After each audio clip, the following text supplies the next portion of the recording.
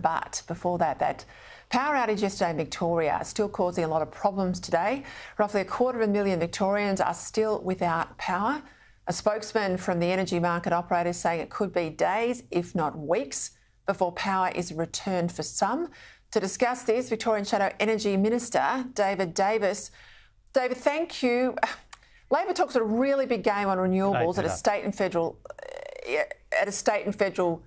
level. We see them talk about renewables, but what happened yesterday was it was a handful, I think 6 all up, towers went down.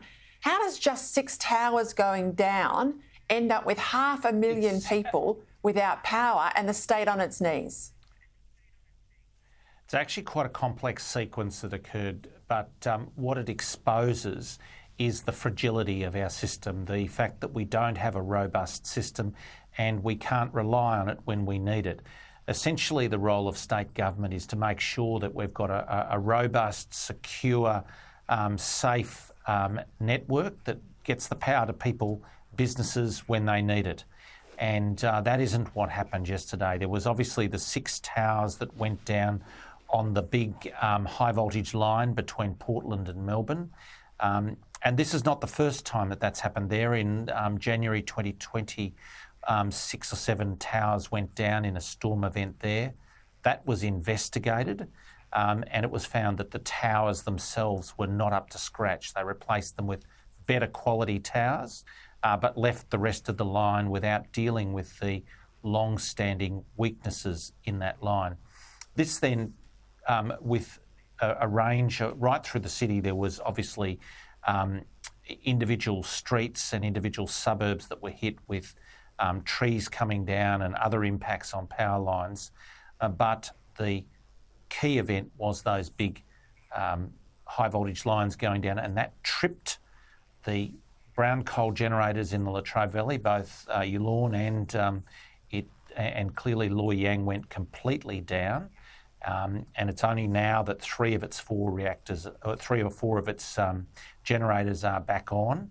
Only in the last hour or 2, the 3rd one has come back on. So, you know, we've seen 500,000 people lose power.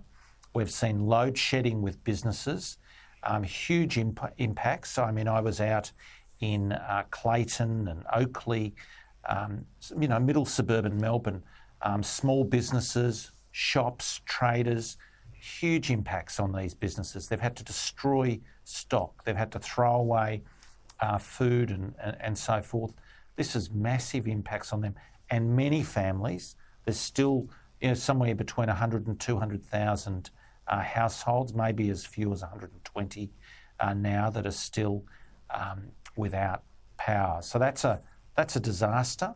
And it points to the fragility and the failure to manage the system. Labor have been there for 9 years. They've had 9 years to make sure that our system's reliable. And if you're going to shift to renewables and put some renewables in the system, you've got to make sure that the system is robust.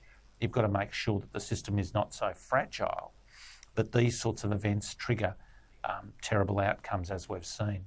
And there's people with medical conditions, a whole range of impacts that you can see from this mismanagement.